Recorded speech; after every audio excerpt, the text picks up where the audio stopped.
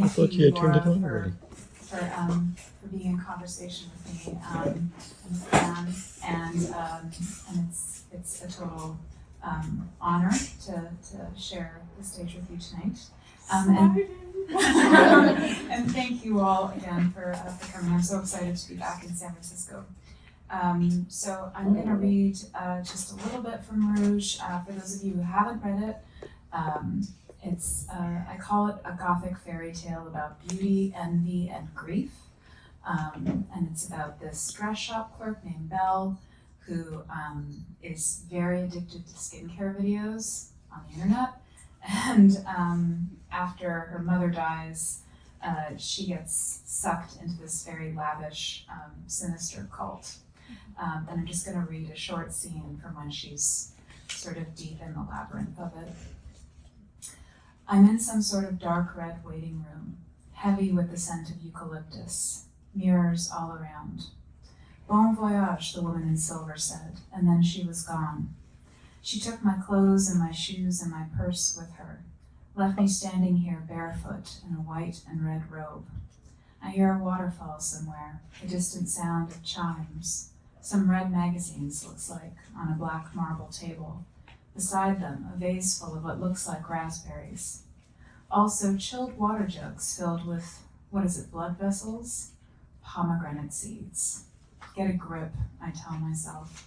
A little nervous, I guess. Why a little nervous? When they've been nothing but kind. Just a spa. Just a free treatment. How many times have I sat at the dress shop looking up pictures of the fanciest spas on my phone, wishing I could walk through those gilded gates and walk out again, lifted and glowing and reborn, thinking the secret is just behind those gates. Secret to what? Something essential. And now I'm here, within the gates, in the waiting room. Better, much better than my Montreal spa's waiting room with its dated copies of Elle and its cheap paper cups of weak tea. I go there twice a year, which is the most I can afford. Twice a year, a woman in a white smock takes me into a darkened cubicle and electrocutes my face. I taste metal in my teeth for weeks after, but it's worth it for that slightly lifted look. After the electrocution, she calls it microcurrent, she coats my still spasming skin with marine algae. I lie there under the cold black sea goop for as long as she'll let me, dreaming of luminosity, how I'll soon glow in the dark. What the fuck did you do to your face, Mother would say, when we FaceTimed afterward. Nothing, I'd say. Liar, she'd say. You did something. Tell me. Don't I have a lifted look? You have a scared look, like you've been stunned. Well, maybe next time I visit you, I can go where you go. She got silent then, waved her hand as if to wave my words away. You don't want to go where I go. I've told you, you don't need any of this stuff. That Egyptian blood saves you. I'm another story. Well, now I'm here, Mother. I've gone where you go. Maybe I'm not another story after all. I take a seat in one of the chairs shaped like a wave. I picture Mother sitting in this very chair. Imagine her in a white and red robe, listening to the chimes in the waterfall, partaking of pomegranate water, soaking it all up with a non-wrinkle-inducing smile. This'll be good. It makes me smile too. There's another woman with me in the room. She's beautiful. Her dark skin glows in the dim light. Her eyes are pale. Maybe she's mixed too. Ethnically ambiguous, as Mother might say. Where are you from? I would ask this woman if I didn't fucking hate that question myself. The way Mother would answer for me, smile and say Egypt, right as I said Montreal. The woman's flipping a magazine, too dark for me to see the cover. Can she really be reading in the dark? She looks up at me and smiles. First time, she says. It isn't a question. She knows it's my first time. Yes, I say, and my voice echoes in the room like it's a corridor. They offered me a free treatment. A free treatment, the woman repeats, raising an eyebrow. Me too. You too? Lucky us. These cost a pretty penny, so I'm told. Is it your first time too? Not a furrow on her brow, not a wrinkle. She's flawless. I've had one, she says. Still need a few more for the brightening. The brightening, I ask. The glow, she whispers. She goes back to reading her red magazine in the dark. I'm glad she's here, another client. Otherwise I'd feel not afraid exactly, that's ridiculous. Just sort of weird, getting a treatment at, what time is it now? No clock on the wall, and the woman in silver took my purse and my phone. Late, anyway, for a facial. Is it a facial that I'm getting, though? Never really clarified that. Just took what the woman in red dangled, said, thanks so much. How is it? I ask her. She looks up at me like she forgot I was there. How is it? The treatment. Oh, well, it's different for everyone, isn't it? Right, I say like I understand. I notice black tapered candles on the table now, red rose petals scattered all around. There's a mirror wall beside us, 1,000 of me, going on to infinity. Deeply perilous, she says, turning to the mirror wall, smiling at herself there. Perilous? Did I say perilous? I meant personal, of course. Of course, personal. Personal. Come on, lady, I think. A facial is a facial is a facial, even I know that. There are white faces on the wall above the mirror I see, plaster casts sticking out of black frames, making expressions of open-mouthed horror. So is it a microcurrent then, I ask her? She just stares at her many reflections. Or a laser, ultrasound, radio frequency? She smiles like all the words I just said are funny. Funny little things. Appeal, maybe, I press. Glycolic? She laughs, tilting her neck back. Not a ring on that neck, not a blemish. You certainly know some terminology, don't you? She takes a sip of the red champagne. Hers looks thick and dark, the color and viscosity of blood. Does it have any bubbles? Not any that I can see. But then again, the room is dark, isn't it? Silly to be afraid. Sure, the white faces in the wall are a little weird, but it could just be a rich people thing. Like the jellyfish behind the red curtain. Part of the eccentric spa decor. The woman is still chuckling to herself, still looking in the mirror, her thick red champagne in her hand. Glycolic, she repeats, shaking her head. Oh my. Daughter of Noel, someone calls softly. A small woman in a black suit standing in a doorway, a woman like a whisper. We're ready for you. The woman with the magazine stops chuckling. She looks at me, suddenly so very serious. Letting go is so worth it, she says. Excuse me? But she's turned away again, staring at herself in the dark. I'll stop there. Thank you.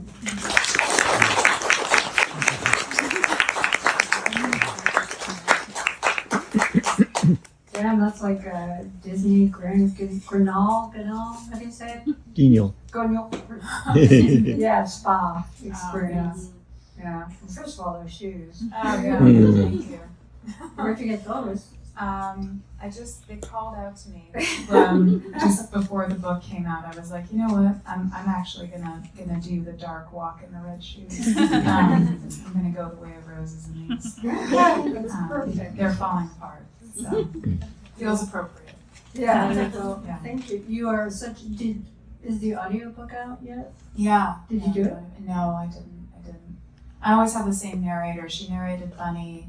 She narrated All's Well, and she also narrated Rouge. I actually wanted to narrate. Yeah, you're so good. But I do like Sophie Amos's voice a lot. So, and they don't often let fiction writers narrate their books. It's really hard. Yeah.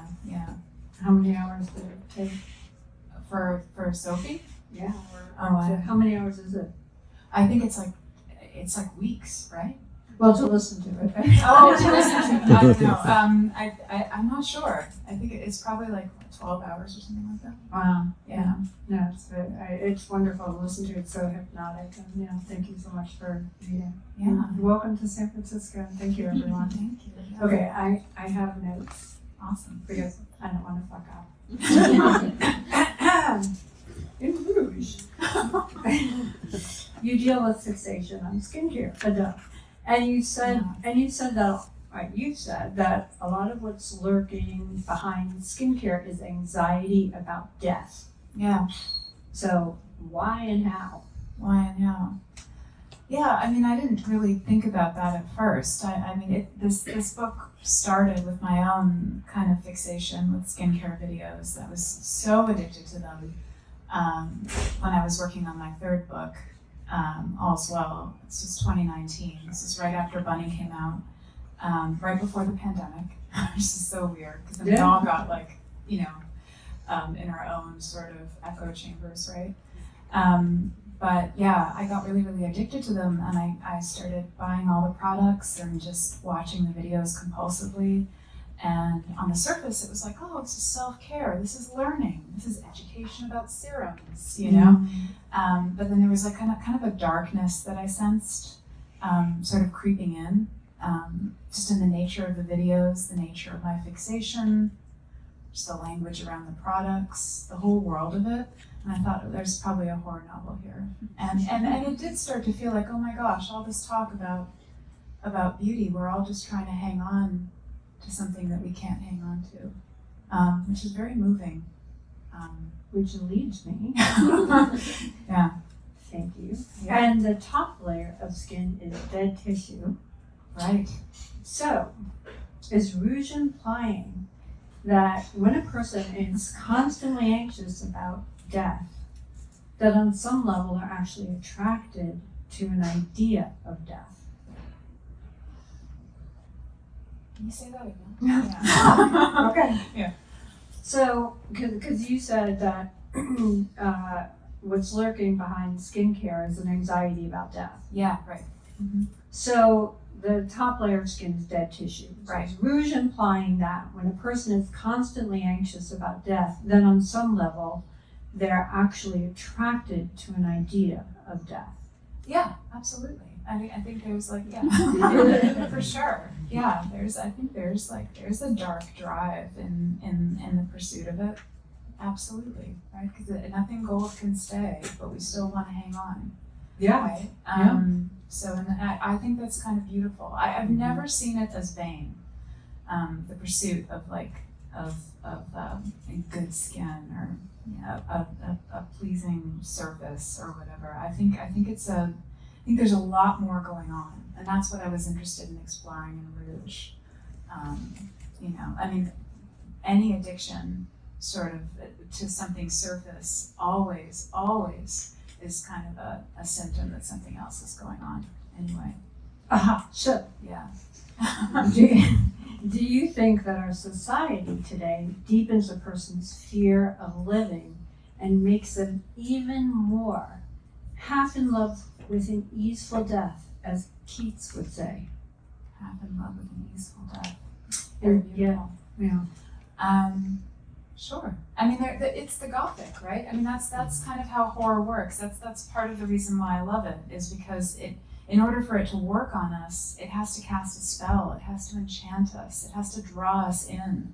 Beauty draws you in. You know, it's a great glamour. But there's always something going on beneath the surface of that, right? And horror loves to kind of to expose you to all of that, right? But first, it has to draw you in.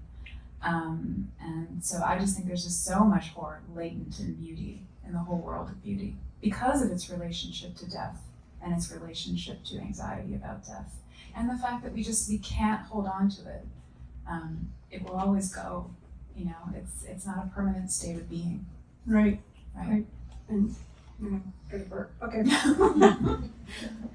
Okay, so Rouge examines the focus on skincare Yes. on the surface, and isn't that the nature of addiction, to not deal with what's below the surface with an initial or primal trauma to remove that pain? Mm-hmm. Do you want to do it again? No. Okay. I'm just thinking about what you're saying. Because I think obsession was like the big engine for this book. Well, envy was the engine, but obsession was really important, and I love stories that deal in obsession. A number of my characters are obsessed. I love those kinds of characters because logic can't save you when you're obsessed, right? When you're fixated. You can know something on one level. You can understand, you know, what is good for you. but your heart and your soul are another matter, right? You're still going to be vulnerable, even if you understand intellectually that something is bad for you, or this is not a road that you should go down. You might still go down, right? Yeah, like 12, like they say in 12, yeah, self-knowledge avails us nothing. Right, exactly. Yeah. So, were you actively exploring or thinking about this relationship of addiction and trauma when you write? Yeah, I think I probably was. I mean, I know a few of you have read it, which is awesome. I'll try not to spoil it for anyone who hasn't read it. But this main character, Belle, she is kind of obsessed with beauty and with skincare, because she is grieving, an estrangement from her mother. She's coping with the loss of her mother as well, later on in the story, and she's also trying to forget a lot of trauma from her childhood. Yeah. And what I love about your work is how the addiction takes over and becomes a living nightmare, the hellscape that can be punctured only when the person is capable of seeing things as they really are. I fucking love it. I mean, it maps. It's so fucking maps. So many books focus on that, original trauma. Yeah. Do you make a conscious choice to hide or cover up that trauma in the same way that a person's own psychological mechanisms hide or cover it up? I don't do it with intent. I didn't set out to write a story about a woman who had trauma in her childhood, and may or may not have had long, intimate conversations with Tom Cruise. I didn't set out to do that. I started with my own obsession with skin. So I actually started on the surface, which is my favorite place to start. It's a place of not knowing actually where I'm going to go, and letting the obsession take me there, and then discovering all the layers underneath as I go forward in the story. So it actually feels organic to how someone might uncover it themselves. I hate knowing too much in advance, because I just feel like it just ruins how I like to write, because I want to be dazzled too. I want to be enchanted. I want to go down the rabbit hole, Yeah, and that's well, you write about how in families trauma can be passed on in generations of women. Yeah. Is this something you've experienced in your own family, or something you've observed in others? Oh yeah, I mean both, for sure. I feel like, everyone in my family probably had a very conflicted relationship with their appearance, and with the mirror. I think we all do, which is part of the reason why I wanted to write it. And it's part of the reason why it's not just women who are victims of Rouge, which is the cult, but men are victims too. All genders are victims. Anyone who is in a body, I think, is vulnerable to just that whole existential relationship that you can have with your reflection. So I guess, I just started with my own damage, but then always going that way always leads me to the more universal place. Yeah. Political writers and activists have noted that oppressed peoples often absorb the hateful vision of themselves. The trauma and damage to women, to people and bodies. Yeah. Also my mom and Bob. Which you write about in your books. To what extent is that a reflection of our lives in a misogynistic society? There are just so many ways that we learn to hate ourselves, just being out in the world, right? And I was really interested in that. I was really interested in exploring that in this book. But I was interested in and certainly the protagonist is a woman.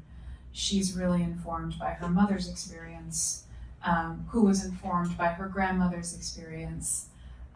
But very recently, I was asked in this magazine article, this interview with Elle Italy, what should mothers say to their daughters to kind of stop the cycle of young girls buying skincare.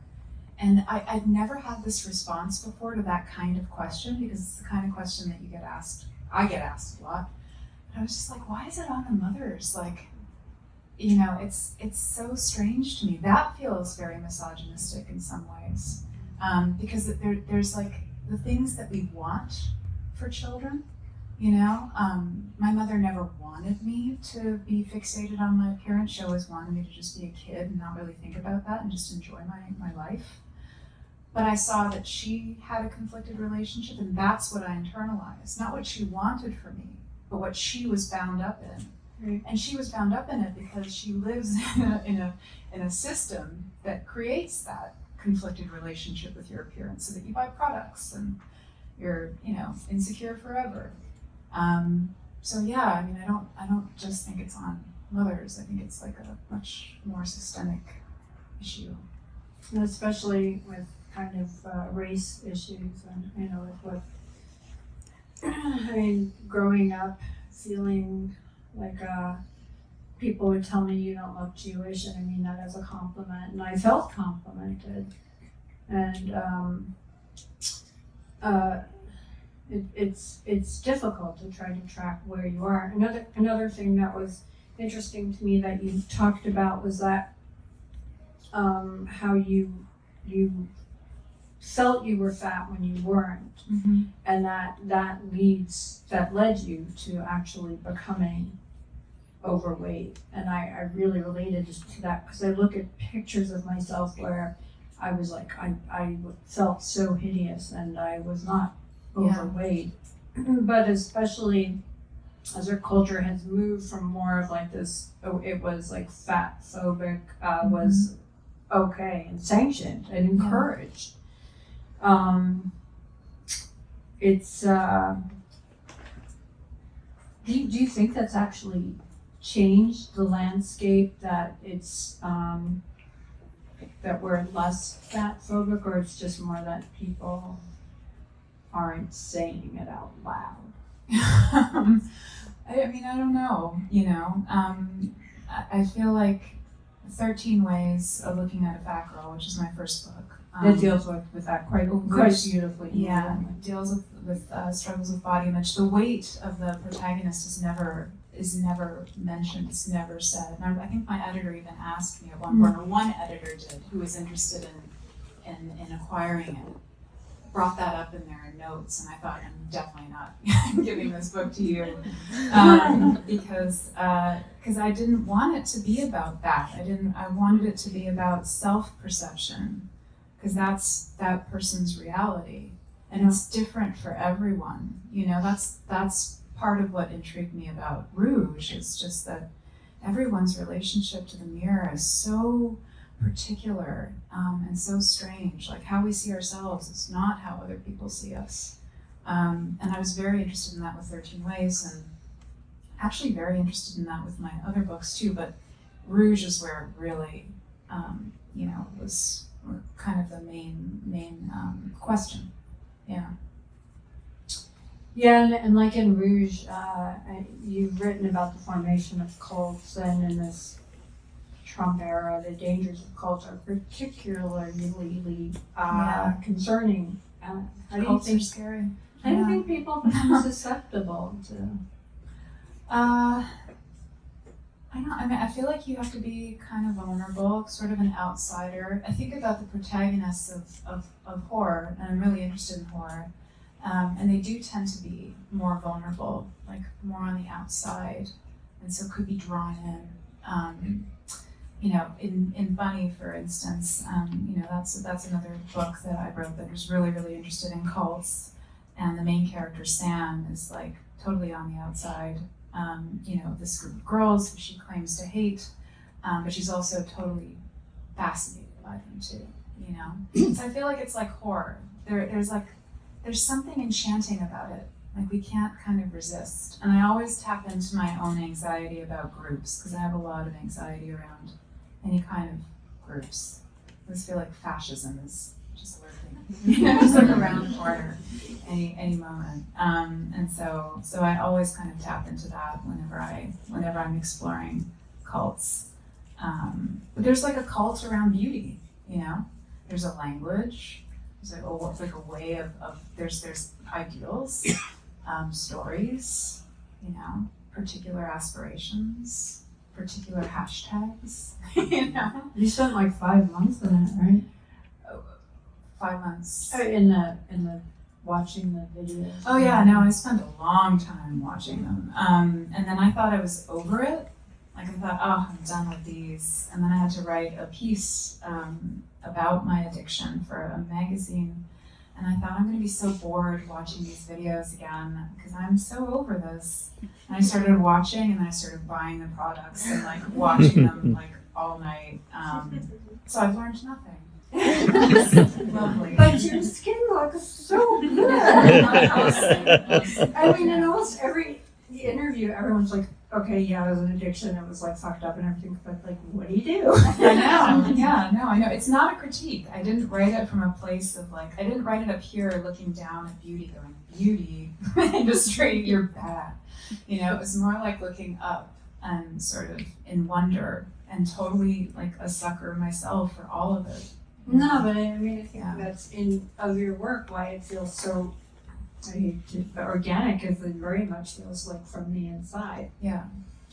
I was struck when you said that the idea of clothing as the idea of clothing as tyranny is in all my books. Yes. 13 Ways of Looking at a Fat Girl and Rouge dramatize how women harm other women at selecting their clothes and dressing them. Yeah.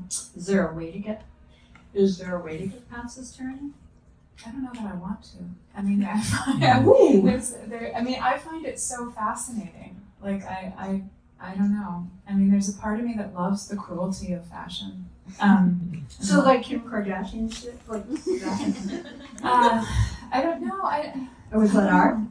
Yeah, I don't know. I don't like the way that we are with each other, beyond just women, about how we look. And I hate how we can be so, I don't know. So we're just so cruel. And how clothing can be so cruel. But I'm fascinated by cruelty. I mean, in clothing. Because clothing also holds us. Clothing is so charged.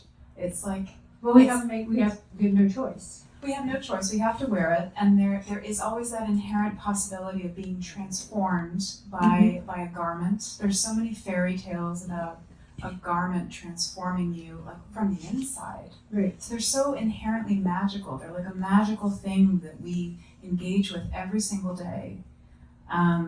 And so I find, so of course clothing has a dark side, and I wouldn't want that dark side, that shadow side of clothing to be gone. I feel like that's part of it. The shadow is part of it. Well, I also, we discussed briefly having been, for me, I was morbidly obese. My top weight was 320 pounds, and they did not make clothes that, it was just, you were supposed to just cover your body. And growing up, I had to wear husky, and that was, for people who don't know, it was like all the way in the back. It was like boys, like I was wearing, you're called husky, it's a dog.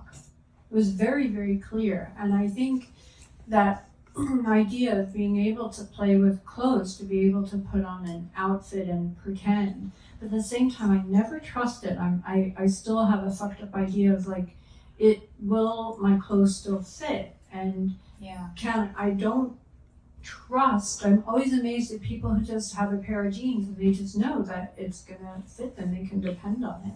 But can they? I feel like people they're not honest. Like the truth is alone in the mirror in the dark. We don't know the truth of anyone's experience for real. I was really glad I was not a bunny sitting here when you said that. Yeah, like I don't know that. I feel like that's just a myth that we just see that and then we imagine it must be so easy for you, But I don't know that it necessarily is easy. I feel like it is.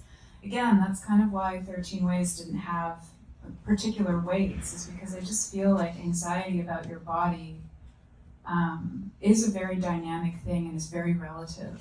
But it's absolutely true that, like, you know, that there are bodies that, like, really, really, really struggle, and I know what that's like, and I think it's you know, I mean, that's what fueled 13 Ways. I wanted to write about it, and that's why I wrote all those dressing room stories. Yeah, Yeah. and in Rouge, she can't fucking help herself. I know. Yeah. So what we're talking about? Why don't you explain? Well, she's a dress shop clerk. Yeah. So she lies to people about how they look. Yeah. And it just comes so naturally to her. Even when always she doesn't does. want to do it, like she's gotta make the sale, even when there's no Yeah, benefit. yeah. And in 13 Ways, the main character in that book is on the receiving end of Right. a liar. But- You should but- get a liar. It's like it's this it's the idea. What I felt from it, it's like you can have someone very confident coming in, and suddenly you give over your will and your life. The dressing person, the salesperson is your higher power, and it's like a muscle memory. That's what I felt for her. That she Yeah. I think she just tells people what they want to hear, or what she thinks they want to hear. It's kind of a dark power that has a lot to do with her own childhood and her own damage, right? So it's like you actually do understand it. And I loved writing those scenes in the dressing room. I just think the dressing room is like such an existentially fraught place. It's kind of how I learned to tell stories, because I started off as a poet, and I thought I'd never move into a narrative. But a dressing room has such a nice little narrative. You go in with a thing, and you try it on, and you have your crisis, and then so that was kind of how I started, with these little monologues about going into a dressing room. I mean, I wrote other things before that. I was in theater in high school, and I wrote skits and all kinds of things. But when I was learning how to write a story, a dressing room had a nice shape to it structurally. That's interesting. Yeah. See, I experienced dressing rooms that had no separation. It was one big Those are fucking the room. fucking worst. Yeah. So those are that the tells worst. you a lot about maybe J.T. Roy and all that. Okay, so I think you'll like this one. Well, actually, we'll get to that. You write about the supernatural and witchcraft. Yes. Have you yourself? Dabbled. Have you ever been involved in the practice of ceremonial magic? Do you know, or do you know people who have? Yeah, I lived in Utah for a long time, and I was friends with a lot of people who had left the church, and one of them was a witch who started her own pagan church, and she did all kinds of ceremonies and rituals, and yeah, she was my friend, so yeah, I loved being part of that community, and I think. I don't know. I guess I live very close to Salem. I love going to Salem. Yeah, I guess it's there. It's in All's Well. That's really where it is. In my third book about pain, this woman is just kind of at the end of her rope dealing with chronic pain, and so she's kind of like seeking other, ways of trying to get out, right? Trying to get out of the hospital system where she's stuck, which is such a misogynistic system. And what is interesting about witchcraft is that it kind of it at least offers one the possibility that you could escape that horrible matrix, and that there's something else out there for you that might transform or heal you. The problem with that is that there are a lot of people who take advantage of that too, and she encounters such people. Those three men. Yeah, of course they're men. Male witches, yeah. Which was cool. Which was a nice. Yeah. Which leads me to. Yeah. Historically, witchcraft evolved because there was no social avenues for women to access power in their lives. If the supernatural is how women gain control over their lives in your fiction, what does that say about today's beliefs in women's empowerment? Yeah. I mean, I think that part of the reason why the surreal finds its way into my work and the supernatural finds its way into my work is because it reveals a reality, which is like a wish for agency, a wish for transformation, a wish for power when you don't have power. And I bring it in order to reflect that reality, that very real longing, because it can be so absent, it can feel so out of reach. So in All's Well, this woman who is like struggling so much with pain and just longing to be freed from it gets the chance. She actually gets the chance to be freed from it. And that just speaks to, I think, the depth of her longing to be free, which is why it's there. And I think that comes from my interest in fairy tales. Fairy tales deal in magic in part to reveal our own desires, right? The reality of those and how deep they go. And so my stories include it. In Dracula, Yes. the vampire casts no reflection in the mirror because he's dead. I can't mirror. It's always going to be Brooklyn. It's hard. Mirror. Yeah. Mirror. Because he's dead. He has no soul. The women in your books can see themselves in mirrors, yet they're still unable to recognize themselves, to locate themselves. Yeah. Something is obscuring their own lives, their own selves, their own souls from themselves. Fucking love that in your end. Do you start writing fiction with this dilemma in mind, or do you discover it in your characters as your work progresses? The relationship with the fraught relationship with the mirror, or Well, it's the locating the self. I mean, to me, it's like there's a way, like we talked about, like trauma kind of being hidden. It's not like, I mean, Bessel van de Kolk, the Body Keeps the Score, has been on the bestseller list for 200 fucking weeks, right? Right. And it very much talks to the idea that in your work, like the vampire, he can't see himself. Your characters can, but he still can't locate himself, and they're looking for. To me, like there's a trauma that happens, and so they need an addiction comes in, where they're trying to locate themselves. So,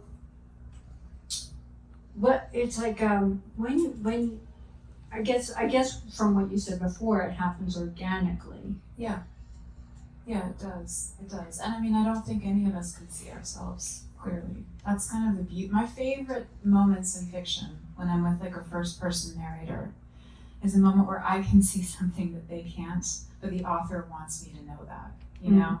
It's such a beautiful moment of like compassion, actually, that like I see this blind spot, this emotional blind spot that this person has. They're very obviously delusional about something. The first time I remember really connecting with it in a story was in The Remains of the Day by Kazuo Shiguro.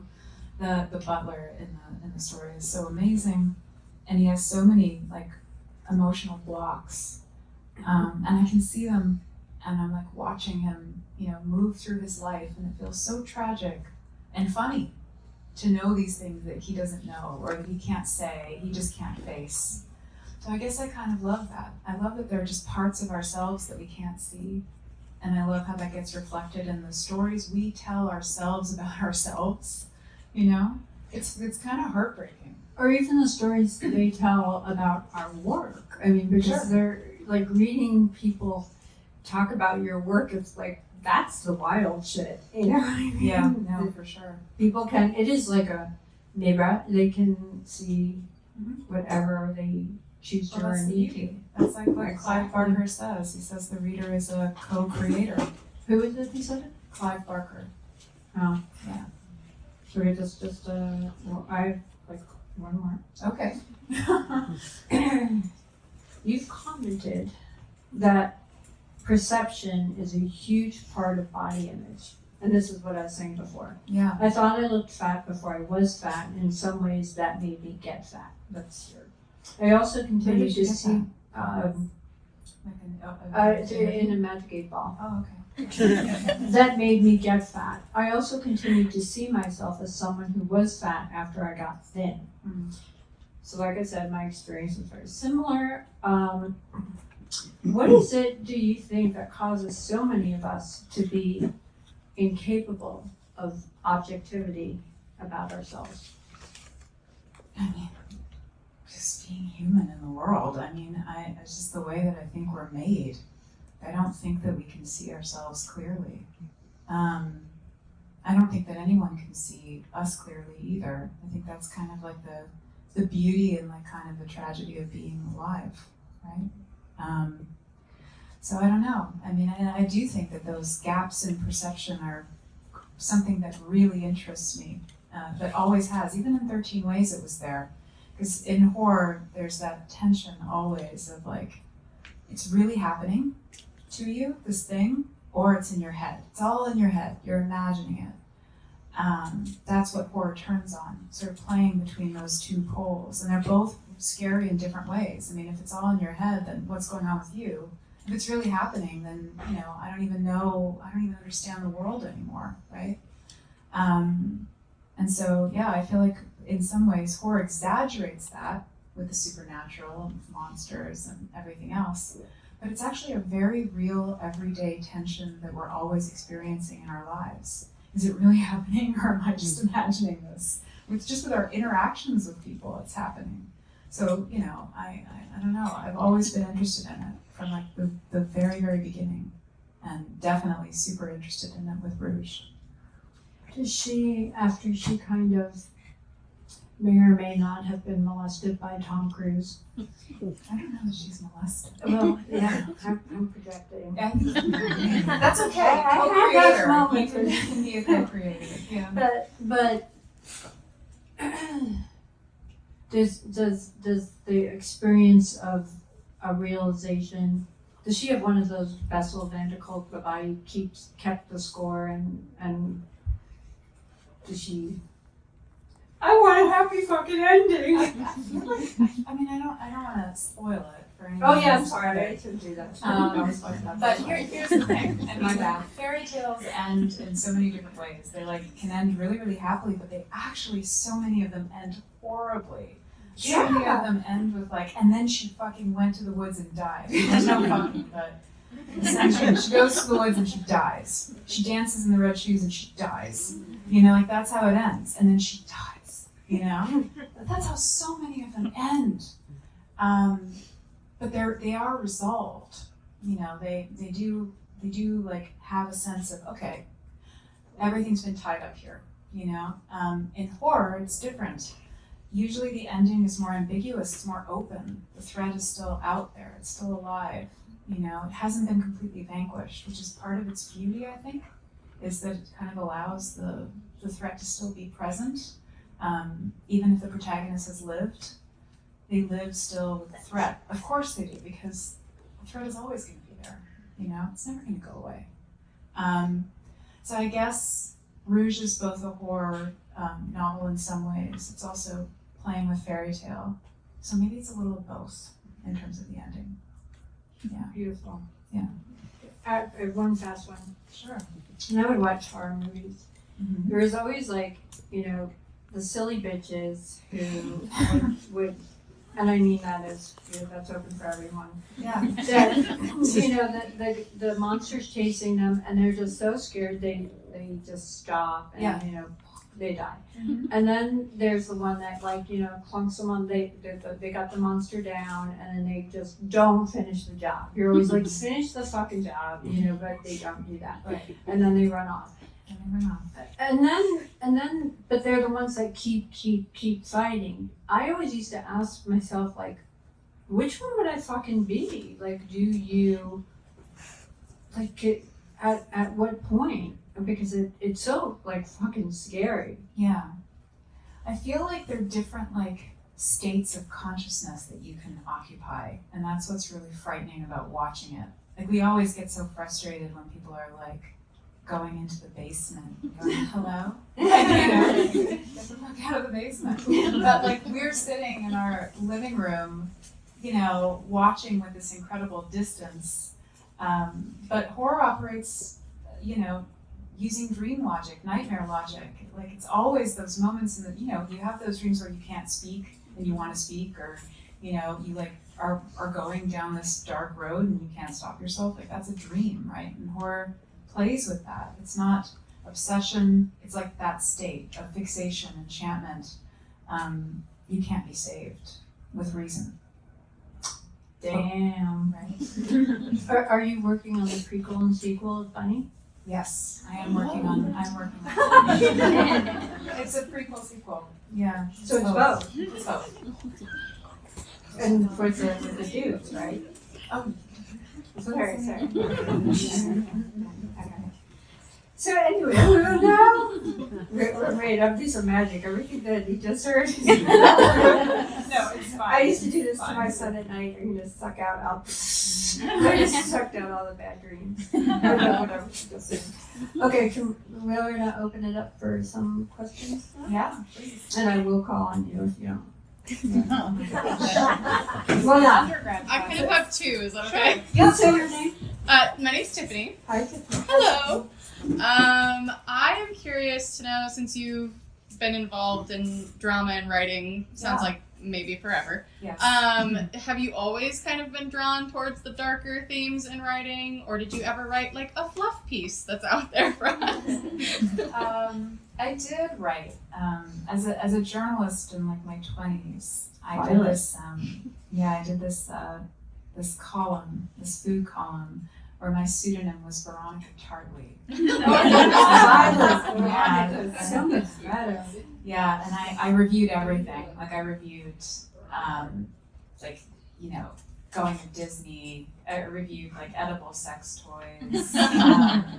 Everything. I reviewed everything, and it was meant to be light. I mean, it was a little dark and like sarcastic. Yeah. It was all through like a persona. That was actually my first real foray into fiction. Really, it was just putting on this mask of Veronica and like reviewing stuff that no one really cares about. Fast food salads. That's what I reviewed.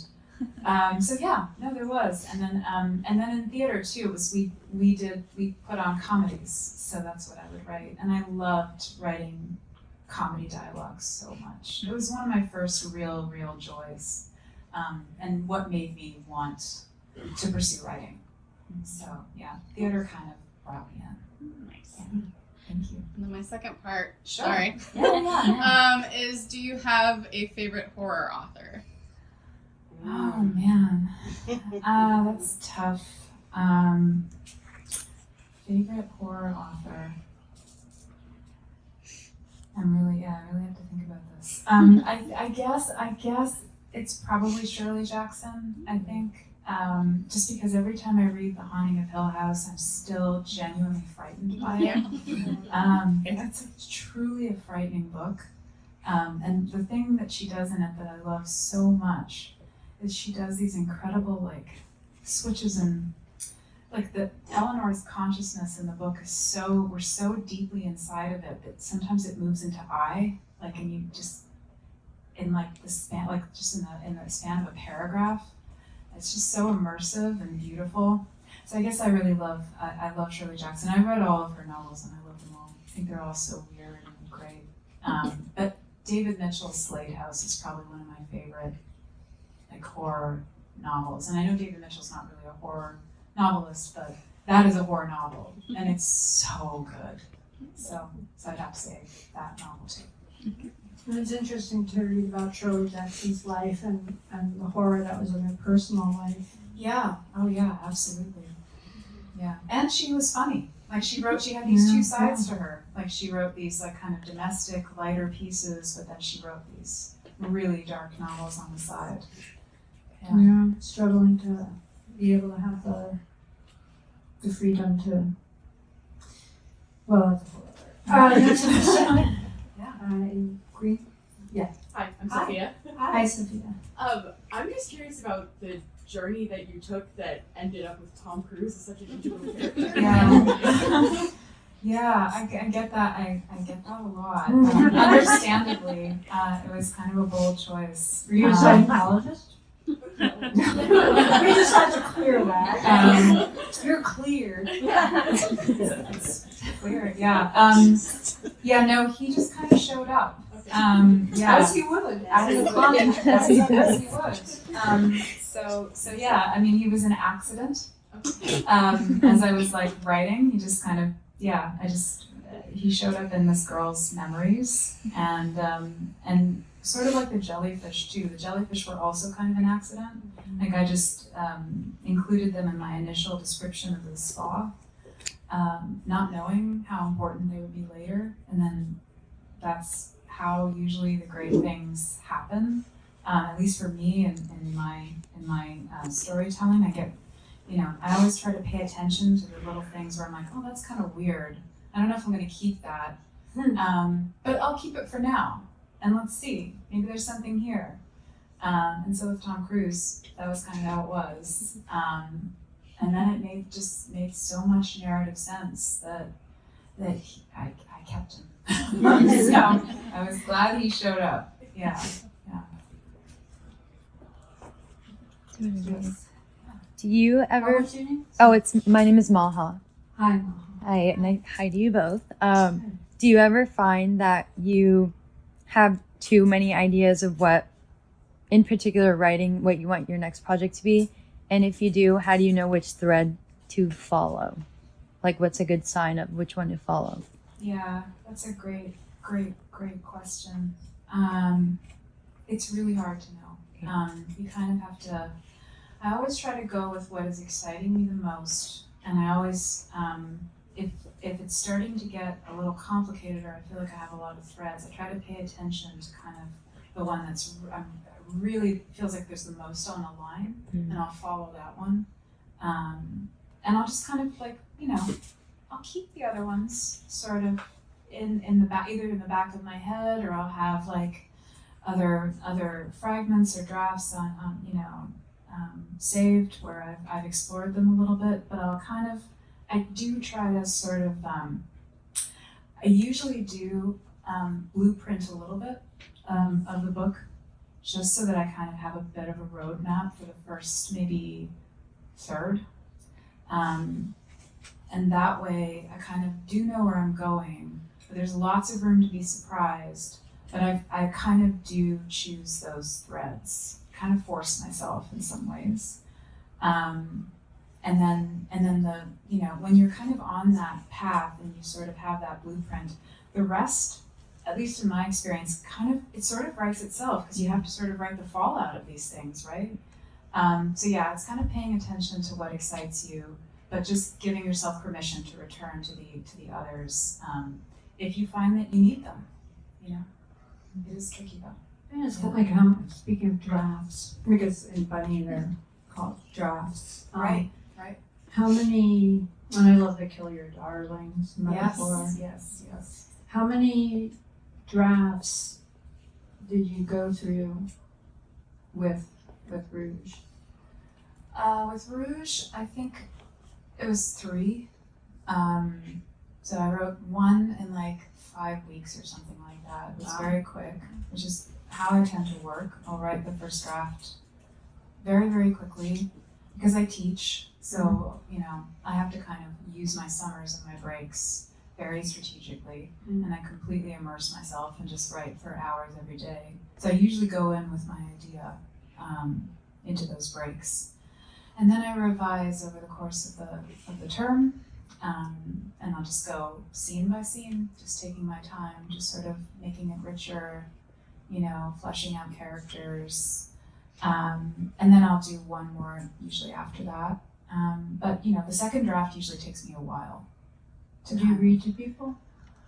I don't read to people, but I do share with like a couple of readers at first, yeah. And sometimes I'll read things aloud if I want to kind of get the voice. So I'll read it aloud to myself. Yeah. How do you deal with like the loneliness? I mean, you only have one more. So how long is this tour? Yeah, I have 2 more events coming up, but yeah. How long was it? This one? This one was just 2 weeks. The tour that I did for the hardcover was like 2 months. Damn. Yeah, it was fun though. But like going back, I mean, when you teach, which is good, but do you ever find, I mean, for me, Yeah. the writing is just so very, I mean, I like what you say about that. I heard this interview where you're talking about it's fun, you know, writing is fun. And writing fiction to me also was fun, but writing memoir, which is what I'm doing right now, it's not fun. It's fucking awful. Right. But there is, even in writing, whether it's fiction or not, there is some, I've been in a band, and that's fun, the collaborative nature Yeah, and the loneliness of writing. Do you experience that? Well, I mean, I'm with my characters. Ah. So I actually miss them. I miss my books so much when they're finished. Like I actually go through like a horrible grieving period. It's really, truly awful. And I still miss Rouge. Try bringing your characters to life. I know, like it's funny. Yeah. I Yeah, did it. maybe that's where that came from. I don't know. But yeah, no. I'm completely immersed. I mean, it is. You know, it's lonely for sure to immerse yourself in this world, but it gives back so much. You know, it's magical. There's nothing like it. Yeah, it's true. Yeah. It's true. All right. Yes, please. Hi. Yes. Oh, sorry. Did we have a? Oh no, they're I'm just after. Yeah. Mine's good. Yeah. My name's Kyla. Hi, Carmen. I'm just wondering if there's any possibility of you having online classes or putting any of your classes online. That's a great question. I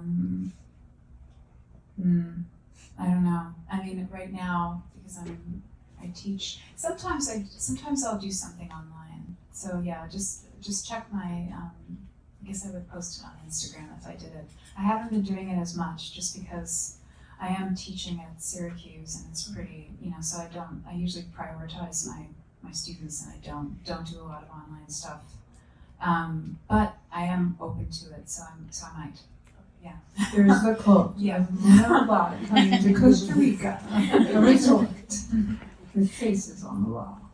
There's a question. Yes. Hi, Andrea. Nice to meet Hi. you. So your books deal with like cult-like elements and very like obsession-driven characters. Yes. Do you yourself, when you're writing, have any like rituals or like superstitions that you fall into? Yes. I do. Well, I have a friend that from college who we're very, very close because she's one of my first readers. I dedicated Bunny to her because she just believed in it even when I thought it was so dumb and I thought it would never get published. And she was always just like, "It's great, you'll see." And I was like, "She doesn't know." She doesn't know. But she does this thing. She started doing this thing with Bunny because I was so depressed that I just thought I was going crazy when I was writing Bunny. I did. So she sent me like little in the mail, like little bunnies wearing like creepy bunnies actually wearing like old Victorian dresses and things like that. And so I put them up on my desk.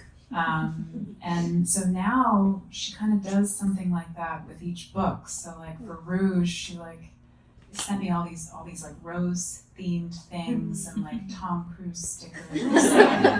And so I have become a little ritualistic in that I like a talisman. I really do. There's something about it, like a little touchstone for you, you know? And then I'm really big on the playlists. Like I have playlists. Public? They're on Spotify, yeah. Okay. Yeah. I put I have like 5 million that are not on there. I have like the finished one. But I have ones that are just there's no lyrics or anything, and it's like what I listen to on repeat. Thank you. Yeah, of course. What's going on with the movie adaptations? Bunny was acquired by Bad Robot Productions, and they hired a writer, and she's working on the script. So that's kind of where it's at. Yeah. Any of the other ones? Rouge was also acquired by Fremantle, and they also hired a writer who I've actually talked to a few times, and she is also writing a script for it. So those two are on their way, and then All's Well is being adapted for the stage in Toronto. That's cool. Which is cool. I have a question about that. Sure. What is it like? What's your name, please? Oh, my name is Noah. Hi. Hi. What is that like when somebody takes your writing and then kind of creates a script off your writing? How does that feel for you? Yeah, it's weird. I've only read one script, and it was because Bunny's been optioned 3 times. This is the 3rd time, so 3rd time's a charm, I hope. But I did read a script by a writer who I really love. I read her pilot because it was going to be adapted for TV. And it was very weird for me. I don't know that I will ever. Do you feel divorced from it, or does it feel still part of you? It just feels like it's like that whole, the Clive Barker thing really like comforts me, like the co-creator thing, because I actually really do think that's true. That's the beautiful thing about reading. That's why when I read a book, I feel like it's mine, because I've had my experience with it. I've made meaning out of it that's very particular to my own life, and my own way of seeing the world.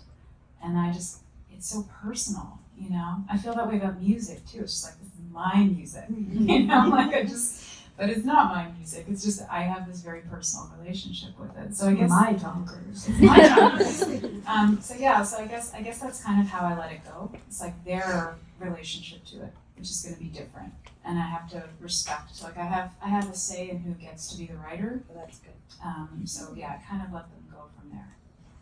By the way, I like your penis one. Hi, I'm Jordan. Hi, Jordan. I've like recently been struck by how much advertising like uses anxiety to sell us stuff. Oh yeah. That stood out to me in the book was how frequently you use the language of selling beauty products and you explore that language, the language used to sell beauty products. And it really struck me that it was like a language of erasure. And I was wondering like how much you think like beauty and our fixation with beauty is from a fear of being perceived versus like a desire to be perceived, and like how those two things either conflict or interact. Yeah, I think that's such a great question. It's so true, and I kind of resent it. I wish we had a different relationship to beauty. I wish we really did, because our experience, the most powerful experiences of beauty is when you are the beholder of it, and you are experiencing like a moment of beauty. Like we say something is so beautiful sometimes as a placeholder because we have no other language for it, because it's divine, because it's spiritual, right? And that's the experience of bearing witness. But there's all this anxiety, and I don't think that we create it. I think it is created in the system that we live in, that we must all be this kind of beautiful, whatever it is that that people try to sell us on. And I think that's so disturbing, because I just think that's not what beauty is really about. But I do think that it comes from that, just wanting to be perceived in a certain way, wanting to hang on to that, a lie about beauty that you can hang on to it forever, and it's so narrow, right? So yeah. I like that there have been ads with much older women than when I was young, and I look at women who would never be allowed to be in ads, and I see them as beautiful. And I think our standards are changing. I mean, there'll always be like some shippers out there that are just like they gotta be 12 years old. But I also think that there is a market now that is saying a woman can have wrinkles, and that is beautiful. A woman can have curves, can have fat, can be, and a lot of that is an influence of other cultures. And a lot of it is us fixing our fucking heads, especially those of us who did not grow up in the generation where that is all allowed, you know? Yeah, no, totally, that's true. It's true. Yeah. Isabel Rossellini. Yeah, right. They put her out to pasture of what, like 40 or something? Yeah, she was 42, I think. Yeah, so they told her, like, you're too old. But they rehired her. Mm-hmm. Yeah. Which is cool. Because she's amazing. So, yeah. I do want to believe that it's changing, but I'm always suspicious of, like, it's changing. Or are we just burying? I don't know. I hate euphemisms. Well, I think people and women are being, I am so happy to see women out there wearing clothing that would not be allowed when I was a kid growing up. I mean, Right. you had to hide anything that was, I didn't go and do so many things because we did gas leak in my house, and I had to put on a girdle first. You know, I'd rather be blown up than, just go out and have lumps. Right. That's Michigan. Yeah. But now you can have lumps. That's true. I know you mentioned All's Well Be That Yeah. for the stage. Oh, what's your name? Sorry. Sydney. Sorry. Sydney, sorry, that's my turn. Thank you for coming. I know So you you can- mentioned All's Well Be Adapted. Yeah. Given your history in theater, do you have a desire to write an original play or piece for the stage? Yeah, I really, really did want to write it myself. But I just don't, I feel like it's really difficult with a theater company because they have writers, they have like actors, they have the whole thing ready to go. So, insinuating myself would just complicate things. And I kind of knew that, and I really love this theater company. They're really great. So I feel like, again, it's like one of those things where I would love to do it, but I'm just gonna have trust, and then just get to experience it as an audience member, which I'm so excited about. But who knows? I may do my own production someday. We'll see. Yeah. That's fantastic. Sorry. Yes. My name's Jenna. Can you hear me? Hi, Jenna. Cool. Okay. Yeah, one of the first questions that came to mind for me as someone personally who sees art as a form of like creative expression and healing through traumas that we've experienced in our lives. I'm just so curious, like how your relationship to the obsession with the skincare and the skincare videos, how that has transformed through writing this book, and then having witnesses to the book, sharing it with the world, having people give you feedback, and how they've been relating to the experience of the character in the book. And probably I have yet to read it, but I've read your other books, and I'm sure I will love this one. But just overall, curious about your relationship to how the skincare obsession has evolved through writing the book. Yeah. I mean, I'm way more cynical than I was before about all of it. But I still, there's still that part of me that wants to believe in magic. This is the kid part that wants to believe in potions and things like that. That it will never go away entirely. So as I said, I've kind of learned nothing ultimately, but I am more annoyed more quickly when I watch people talk about skincare. Just there are limits. There are very real limits. But yeah, no, I mean, I think what it actually did teach me was it's a really fun obsession, something to get really excited about. Kind of on the surface, there's all this amazing language and a whole world of rituals and all kinds of things involved in it.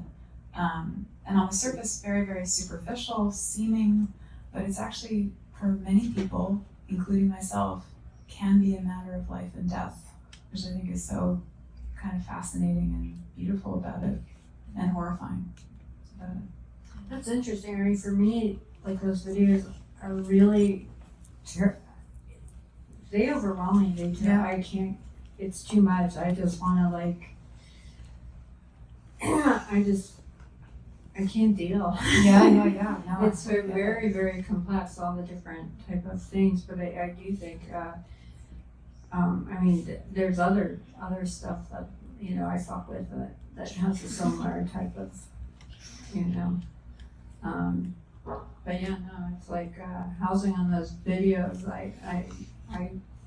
I'm amazed how they just spend so much time, and the way they paint, or did you do makeup tutorials? No, I like listening to those though. Those are fun to listen to. Wow. Very relaxing. It's just really relaxing. There's a British woman who I really love, Lisa Eldridge. She's great. And she's got a really soothing voice. Did you ever try that stuff out on yourself, to do it? The makeup? Yeah. Oh yeah. Sure. Like, well, okay, so what's it? What's a tip that you? Oh God, I have no tips. The only thing that I truly believe in is that the Hush Pose Cicaplast bomb. That's just like What? Wait, what the fuck? Say it again. I know, doctor. That. No, I don't know. No. What is it called? Yeah, it's called the Hush Pose. It's a Cicaplast bomb. It's just, you can buy it at CVS. It's like $14. But you put it on your face. You baste, as they say, and you do wake up with a glow. So. That's what happens to you when I eat 85% dark chocolate. That's another way to get a glow. Any more? Yes. Hi, my name is Bianca. Hi, Bianca. I'm curious, you were saying earlier about Bunny, and you were like absolutely freaking out, being like, no one's gonna like this, this is so strange. As an artist, how do you deal with that anxiety of putting your work out there, putting a piece of yourself out there? Yeah, it's really hard. I guess, well, it's interesting. So with Bunny, I sent the first pages to my first agent, and she did not love them. I told my editor about it, who I loved and who did publish it and everything. But I told her about it at first. And now that first agent is dead. And I told my editor, it's a story about these bunnies who become boys. And she was like, why? And I was like, I don't know, because it's fun. I don't know. I really felt crazy when I was writing it, because 13 Ways was so realistic. It was a big move for me into this other kind of sphere of the surreal. So I actually thought it wasn't going to be published. I really did. But I missed it so much when I kind of stepped away from it that I just, I wanted to see how it would end. So I kept writing with no idea about outcome. And that was the most exhilarating creative experience I've ever had, was writing without a sense of what's going to happen to this thing. Well, it might still just end up in a drawer. And so now I always do that. That's kind of always how I write. I just write thinking, this may never see the light of day, that's fine. I just want to be here in this world. So that's how I do it. And that's how I give it everything. Because no one's going to see it. Take the action, let go of the result. Yeah, exactly. Do we have have time for one more? One more. Yes, please. Hi, I'm Melanie. Hi. I had a question about family relationships. You have the vertical one, which maybe enhances the obsession, but I was really struck by her thoughts about siblings, I guess you could say, or sisters later in the book. And I was wondering if you think that, how that could affect being an only child or having siblings. Does it dilute the obsession? Does it enhance it? Yeah. I think she's a really, really, really lonely kid. Ultimately she's kind of still a kid because she's a little arrested, I think, as an adult. And she's somebody, Rouge is really a story about being nourished on stories and kind of the shadow side of that, right? So Snow White is obviously a very important story for this young girl, but so is Cinderella, and Cinderella is a story with a very, very barbed relationship to siblings, and yet there are other people, that she can have some kind of interaction with. It was a really, really weird moment when I realized that there were going to be siblings in the book, given that the power of Snow White is really that triangulation between the mother, daughter, and the mirror. But in the absence of the mother and the mirror, she has to go somewhere, right? So that's kind of how they came in. It's just her relationship with fairy tale. Yeah. Thank you. Thank you. Thank you guys so much. Thank you all so much. Yep.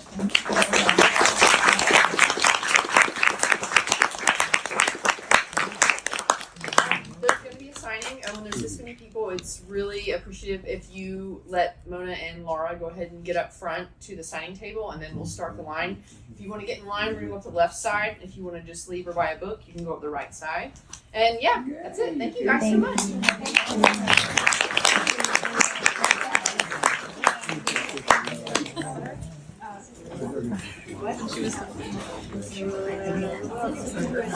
Yes, I've already read it. I knew you would. She's so cool. Like I just want to know more about her lore. Yeah.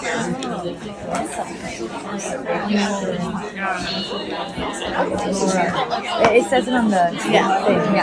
I'm gonna look into it. Okay. My eyes. Oh, my